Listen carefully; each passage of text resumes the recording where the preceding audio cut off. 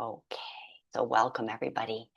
So before I move away from the screen, I just wanted to um, bring up a specific sort of teaching about pranayama because we've been working for the month of June with the different breathing ideas, practices. We're going to do a little bit more of even breathing today, samavriti breath.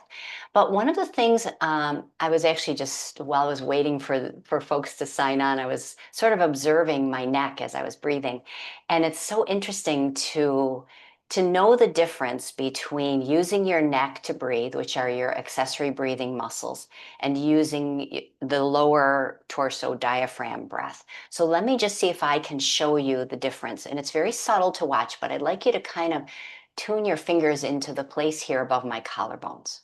So this would be, if I were to say, do a neck breath, and I'm going to breathe in through my nose. So could you see these muscles kind of tense and activate? I'll do it again.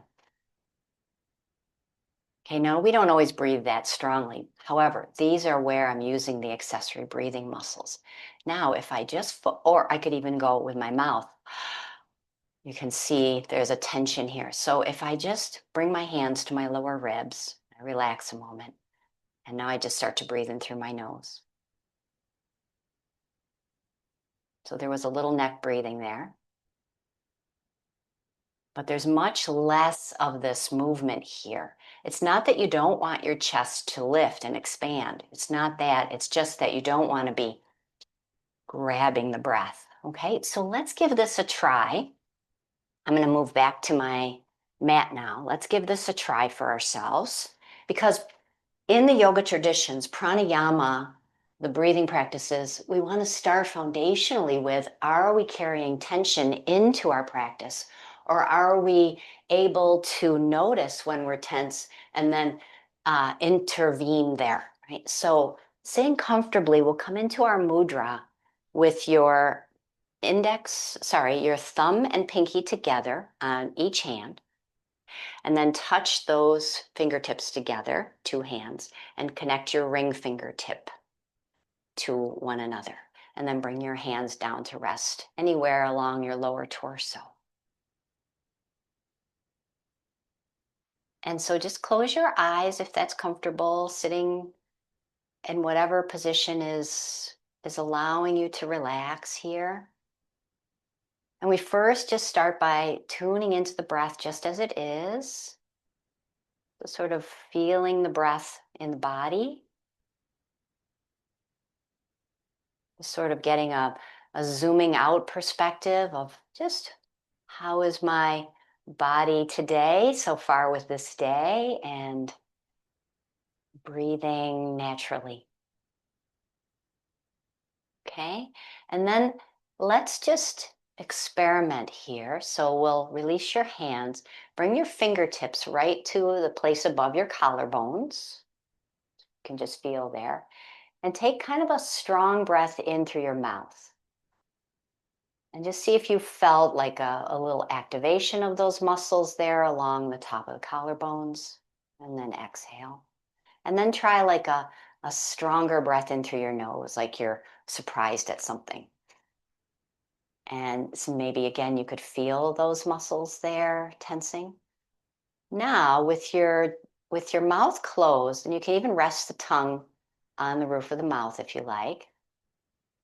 See if you can tune into your breath down into the lower ribs and create a little bit of a slower, more soft approach to the breath. I'm keeping my fingers above my collarbones here. And just see if you're able to turn off these neck muscles here a little bit. You can think of it as belly breathing, belly and chest breathing, but not upper chest breathing. Or neck breathing. Okay, so just a couple more, just trying this out. With pranayama practices, it's less is more rather than more is better. Okay, and then hands come together. And just to the teachings that we have to learn and grow and know ourselves a little better, you can bow your head and then release your hands. All right, so we're going to come down onto your back to start. For a moment, we'll be on the floor to begin, lying on the floor. And just have if you can have your head on a pillow or a blanket, or nothing is fine too, whatever feels best for your head. And bring your feet to the ground and take your arms out in line with your shoulders here. Let the palms open up and just relax the upper back. And then bringing the feet maybe almost mat width distance. We're just going to drop the knees side to side. So feel the pelvis rolling slightly here. No particular speed to this, just sort of feeling the rolling of the pelvis.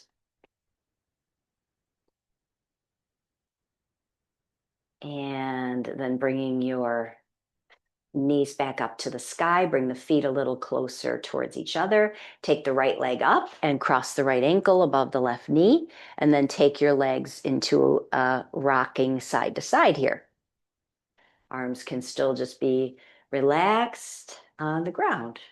The arms, shoulders, and head don't have to do anything here. So kind of nice there. And then we'll go ahead and bring your right foot down, take your left leg up and cross the ankle and rock in your pelvis. Just warming up through the midsection a little bit. Keeping the shoulders relaxed. I know they kind of want to brace or step in to help here. So just relaxed head, neck, and shoulders. All right. And then we'll take your feet back down to the floor. Bring your arms to your side, feet hip distance apart, lift up into bridge. Just pressing through the soles of the feet and then lowering down, nice and easy.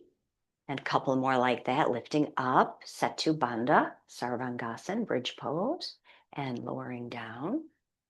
And just getting a sense, again, the shoulders, head, and neck don't have to really work too much here. So we'll just lift a few more times, lowering all the way down in between phases. Feel how the glutes engage as you're lifting your hips up.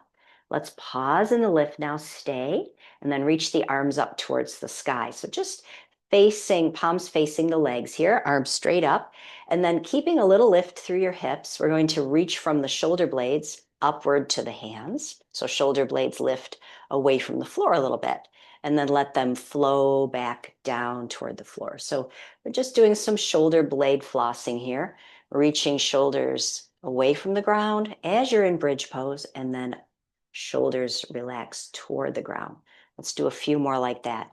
Your hips don't have to be super high off the floor, just keeping a bit of engagement through the back body as you're working with your shoulders here. So just see how the shoulder blades are moving this morning. Last one. And then bring your hips down, bring your arms back down. Now let's take your left leg up, just knee bent over the hip here, and take your right hand across to your left thigh and press hand to leg. So a little cross twist here. You can have your left arm out to the side if you like. Strengthening hip flexors. And then left foot down, take your right foot off the floor, reach across with your left hand, push hand into opposite thigh, right arm can be out to the side. Let's feel the hip flexors working a little bit this morning. Let's do that crossover one more time. Left foot lifts, press the leg, right hand to left leg. Make sure you're not arching your ribs away from the floor. So keeping a nice grounded back body. And switch. And breathe. There's a little engagement from the hips, front of the hips through the belly. and then release. All right, let's roll on over to one side, and we'll take this up into a table position now. I'm going to place my blocks under my hands, as that gives me, especially in the morning, a little more freedom in the shoulders, so you can have your hands on blocks and knees under the hips. Let's round the back. Now, when you round into cat, push the floor away a little too, so the shoulder blades widen apart. Take a breath in your cat and then melt into cow. And you'll feel the spine, tail lengthen and tilt up. And then again, pressing down into the hands, arching the back, rounding the back, and then coming into cow pose.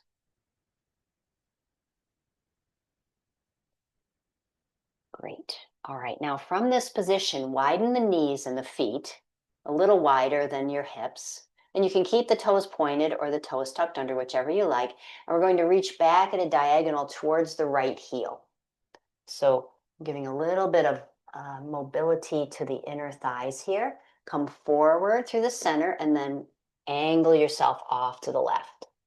Just go back as far as feels comfortable, and we're going to go diagonally side to side. This is helping to move our pelvis into, or the legs, the hips actually, into internal and external rotation. Sneaky way to do it. Okay, so going side to side here, feel this through the inner hips. And as your bum goes back, you're stretching out the right and left side of the glutes. Coming back into center now, once you've gone both sides pretty evenly. Let's come back into the middle. Let's go straight back for a moment, shifting weight away from the hands, reaching the arms forward. Nice long breath in and out.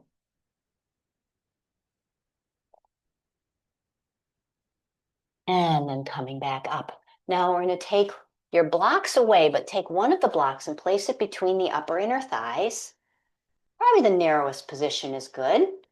And then hands to the ground. And curl your toes under now. See if you can find the pads of the toes. Without locking the elbows now, press the floor away slightly so your shoulder blades widen a bit. And then as you're exhaling, hover your knees just an inch from the floor, squeeze the block. Try not to lock your elbows. See if you can breathe. Set the knees down and take your weight back away from your hands for a moment. We're going to do 3 times bear pose here. Okay, second one. Hands under the shoulders. Make sure you're not locking the elbows. Push the ground away a little. Squeeze the block and hover the knees. Now your diaphragm is contracting here, so it's going to be a little harder to breathe for sure. Okay, knees come down, shift back away, give your wrists a break here. Reaching back through the hips. Keeping the block where it is, last bear pose, floating bear. Keep the elbows a little soft, push the floor away and lift. Try not to lose your nice, strong shoulder blade action here. And then knees come down. All right, let's take your block away. It's humid already to start this morning. So we're going to come all the way up into standing now. However you want to get there. Just going to turn my little ceiling fan on, get a little airflow. Okay, so let's take yourself to the top of the mat now. Bring your arms halfway out in front of you and cross your right arm under your left, eagle arms. Okay, so we're in eagle arms, right arm under the left, and then keep the, what's the word I'm looking for? Keep yourself from lifting the ribs up. So we're going to bring the lower ribs back, down a little bit, okay, and then sit back into your chair. Good, just stay here, breathing into the upper back. Feel the weight through the center of the heels, balls of the big toes and little toe. Inhale, rise all the way up. Open the arms out to the side. Make a nice reach. And bring the arms out in front. Cross the left arm under the right. Weave your arms. And then again, make sure you're not here where your back is arching, right? We're just neutral. The ribs are coming down slightly, and then sit back into the hips. So a lot of times when we lack the ability to hinge back at the hips, we'll overarch the back to do so. So we want to maintain a nice open space in the mid-back, back of the diaphragm, and pause here. Breathing into wherever you feel a sense of breath wants to go. Stand all the way up, release the arms out to the side. Take a nice reach. Good. Now from here, shift weight over to the left foot. Come into warrior three. Float your right leg back. Bending the left knee is fine a little bit. Arms can stay out to the side. Sensing your balance.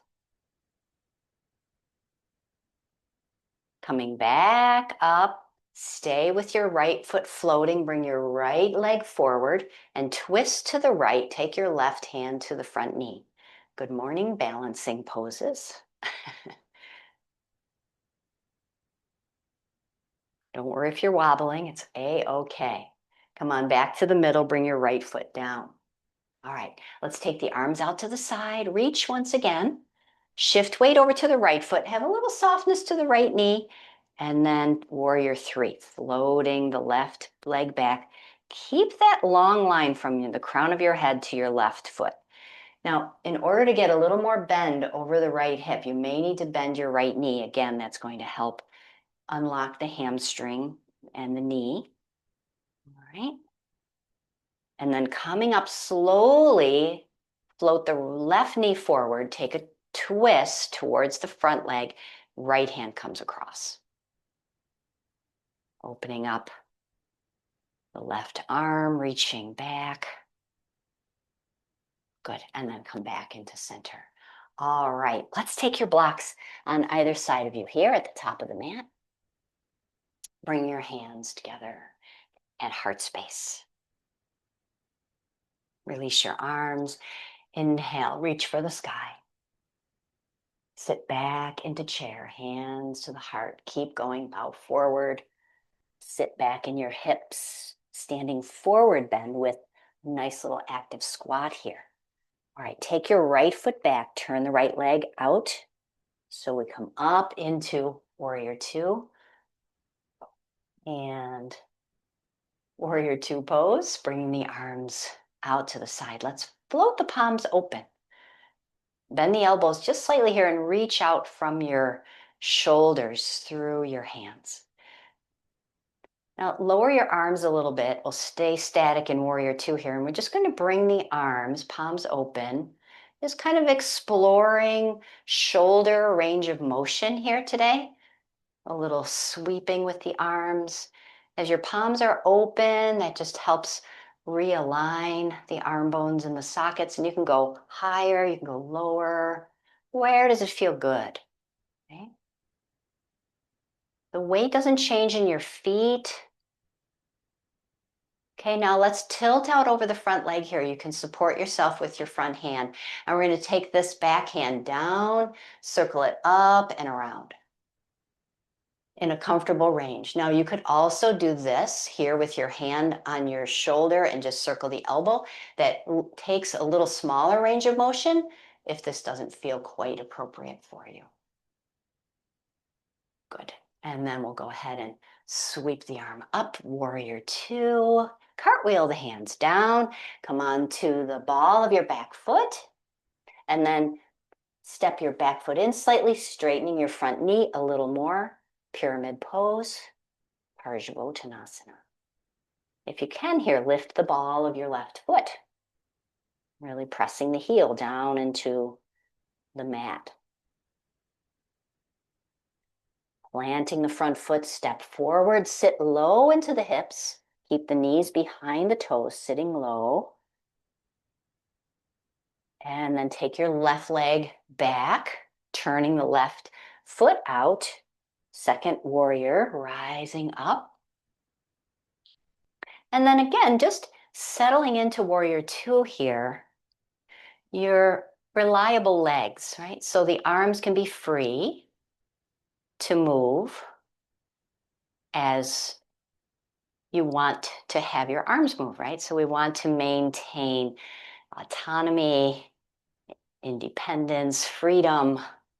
So we move in all variety, range of motion as we find that steadiness through the legs. If it feels better to stay low below the shoulders, that's good for you today. Next time your arms come out, let's tilt out Parsvakonasana, and then this back hand floats down and around and up. And I'm letting my chest turn as my arm comes down towards the floor. You can turn your chest towards the floor a little bit. Let your torso follow along here. That's fine. Whatever feels good. Next time the arm comes down, sweep it up, back into warrior two. Ta-da! And then hands down to your blocks. Come on into lunge, and then staying with the ball on the ball of the back foot, step it in a little bit, push through the right foot. So pyramid pose, the right knee can be a little bit bent, and then you can lift the ball of the right foot up if you like that option.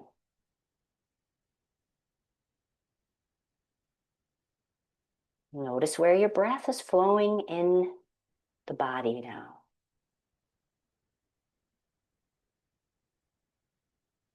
All right, let's take a little step further back. Bring your back knee down to the floor and your front knee back. So you're on a kneeling position now, and we'll keep the knees hip distance apart here, right? And we'll lean back. We're working this week with a little bit of thigh stretching by way of active action here. So keeping the torso straight, arms relaxed by your side, pausing wherever you feel that, like just a little bit of engaged stretch there, and then coming back up. All right, last one here. Coming back up, bend from your hips, take your hands to the ground. Choose whether you want to stay with knees down, puppy pose, or lift up into down dog, reaching the hips back.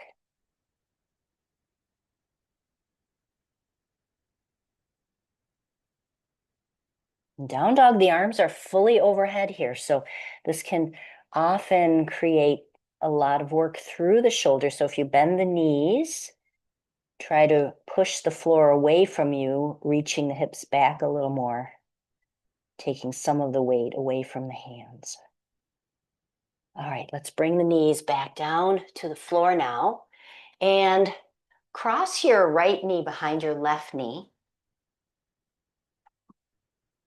keeping the front and back of the legs together, open the feet up, and then shifting back. We'll just come into a little hip stretch here.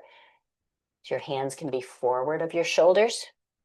It's fine if your left knee comes up off the floor. And just shift a little right and left. Stretching the fibers of the outer hips here. And then we'll come up and uncross the legs, switch to the other side, left leg behind the right leg, opening the feet, and then going back. A little gliding sideways here.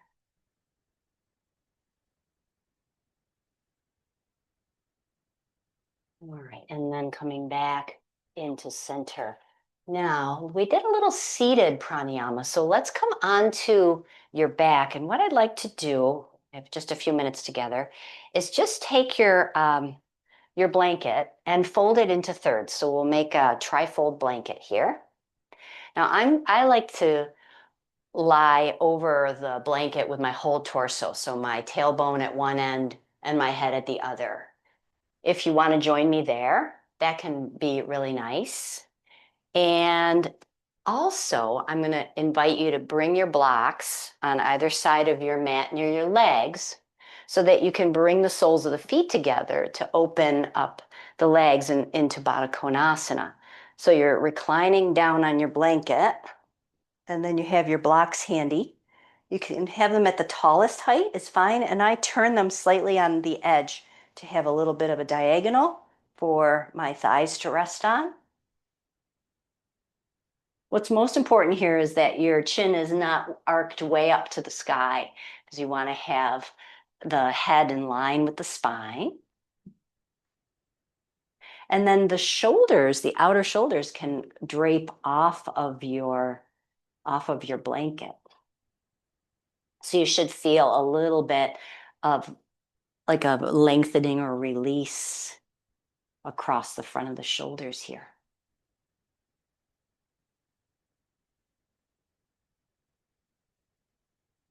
So remember the idea of neck breathing, how we want to just notice. It's not that we're judging or berating ourselves for using our neck. We're just noticing with friendliness. And so keeping the main part of your breathing in through the nose, out through the nose if you can. And so if you turn your attention down to the lower ribs and the belly, and keep the approach here is soft and relaxed.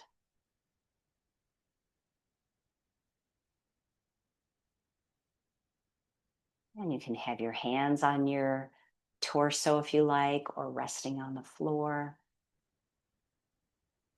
And if you want to add a 3-count breath in, a little pause, and a 3-count breath out, and a little pause. Remembering that it's not about what we do, but how we do what we do.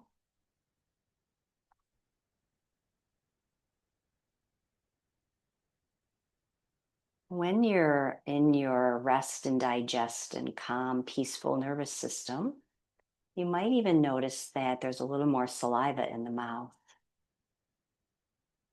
The mouth can get dry when we're a little stressed or tense. And so soft, relaxed, slow breaths here.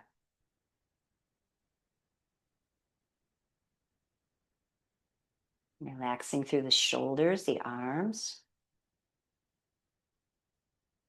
all the way to the sides of the neck and up into the back of the head. The whole torso.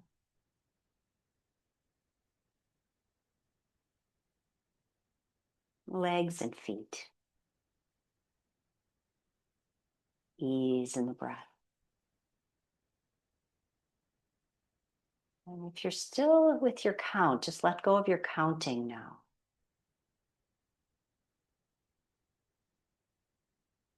Let the breath emerge all on its own.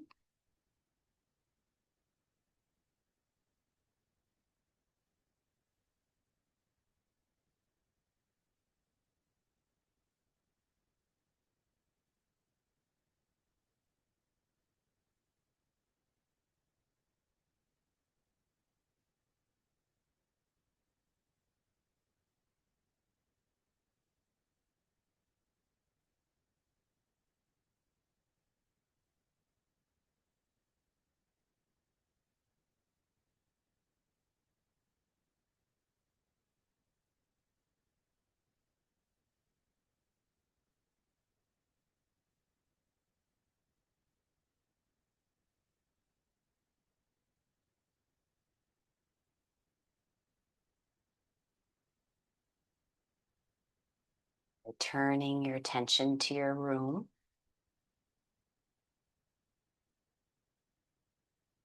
Feel like you need a little stretch through your fingers and your toes as you waken the body again.